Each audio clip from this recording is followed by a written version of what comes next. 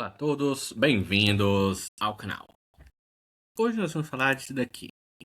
O temor do Lula e de seus aliados com as redes sociais. Aqui. Existe um fenômeno social na ciência política, tem sido chamado de crise dos incumbentes. É fácil entender. Antigamente, quem estava no governo, em sociedades democráticas, tinha uma clara vantagem sobre o adversário em busca da reeleição. Mas há pelo menos uma década tem sido cada vez mais difícil para os governantes reelegerem. Independente da qualidade do governo. A maior vantagem, para quem quer que seja, está na posição de angariar os votos. Bem, o que acontece? O Lula ela que com toda certeza é uma grande esquerdista, o Lula está com medo das críticas. E os aliados dele, quem o apoia, também está vendo isso. Claramente é esse o sentido. Aqui. Essa é uma atual encruzilhada do governo, que obviamente realiza política de maneira antiga e tradicional. É inegável que houve cuidados com a economia. Loucura. Que cresceu 3% ano passado, embora os comentaristas de mercado tenham despejado pessimismo. Aí, já dá para ver que é uma grande apoiadora do regime lulista. Aconteceu mesmo com os Estados Unidos, que teve um competente, tem que colocar competente entre aspas aqui, em Joe Biden. Depois a direção despirocada de Donald Trump. Loucura. Governantes ao redor do mundo enfrentam dificuldades semelhantes para manter apoio popular ao longo do mandato. Então, quero refletir dois aspectos ainda pouco falados, que tem a ver especificamente com a massificação da internet, plataformizada e pelo excesso de uso das redes sociais. Ou seja, esse risco existente para o governo Lula está sendo prejudicada pela massificação do uso da internet. Pois, quanto mais se usa a internet, mais se discute sobre diferentes pontos e principalmente sobre o governo. Enquanto mais se discute com o governo, sobre o governo, mais as pessoas veem os seus erros. A percepção individualista da sociedade é este dominante. As ideologias neoliberais, esse negócio do neoliberalismo era muito mais uma questão de uma... Pode até ser liberal, pode não ter... Pode até ser liberal, mas tem que haver um controle do Estado sobre as instituições. Isso é liberalismo? Logicamente que não. Está muito mais próximo do socialismo, essa merda de neoliberalismo. Aí tem aquele tradicional medo dos algoritmos. Os algoritmos só te dão uma resposta em cima do que você procura. Não é um ser, não é uma pessoa que fica te jogando os vídeos. Não. É algo mais padronizado. A ruína da comunicação de massa, na qual todos consumiam os mesmos produtos culturais. Que é aquilo. Na época do Lula, antigamente, em década de 90 e anos 2000, a Globo era grande construtora de opinião e basicamente ajudava a eleger.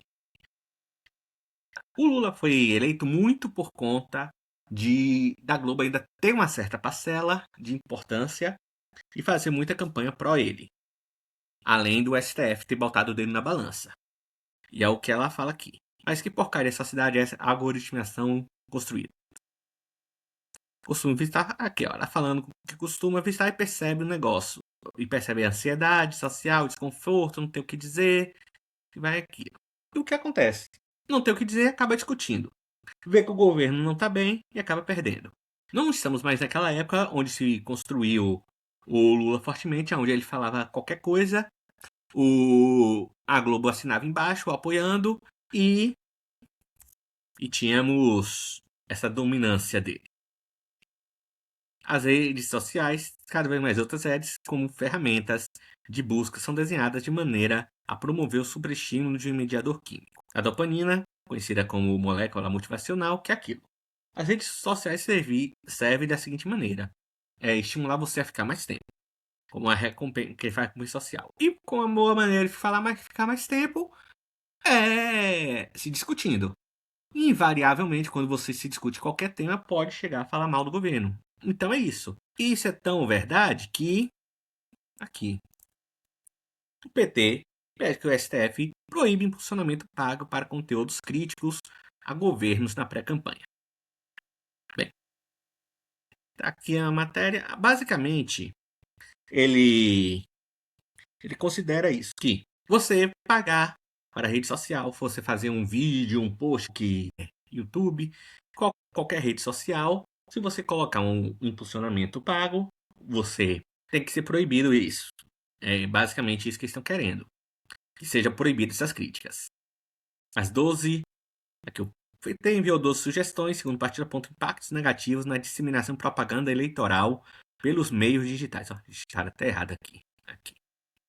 Toda crítica formulada por pré-candidato, né, à gestão pública neste período é inevitavelmente associada ao pleito vindouro.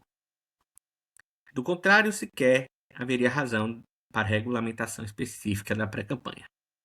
A tentativa de dissociar a pré-campanha da própria disputa eleitoral. Olha, se eles não têm esse medo, por quê? Olha, se a nossa Constituição garante a liberdade de imprensa, por que colocar todas essas proibições? É bem simples. Volta aqui. É bem simples o que acontece com isso. O Lula e a corja do PT sabem que estão com alguns problemas. E a imagem negativa do governo é crescente. Olha, o Lula é o mais popular nas redes sociais e é o mais odiado nas redes. A maioria das menções do Lula nas redes sociais é negativa, aponta o levantamento. É por isso que eles querem a censura nas redes sociais. E esse pessoal ainda tem aquela visão que o Lula falha na comunicação. Basicamente não sabe se comunicar na rede social e por isso ele vem caindo em sua popularidade. Vale falar que, quando nós comparamos o governo Lula com o final do governo Bolsonaro, o grau de insatisfação era até próximo, com a diferença que o Bolsonaro teve que enfrentar a economia, teve que enfrentar a pandemia, e o Lula não teve. E mesmo assim, os dois estão com um grau de satisfação bastante próximo. O de Lula está até pior, na realidade. Sem pandemia, o Lula consegue ser pior que o Bolsonaro com a pandemia. Então aí nós temos todo esse escopo do porquê o Lula quer proibir as redes sociais, proibir as críticas nas redes sociais nesse período de campanha. Basicamente, é medo da crítica. Obrigado.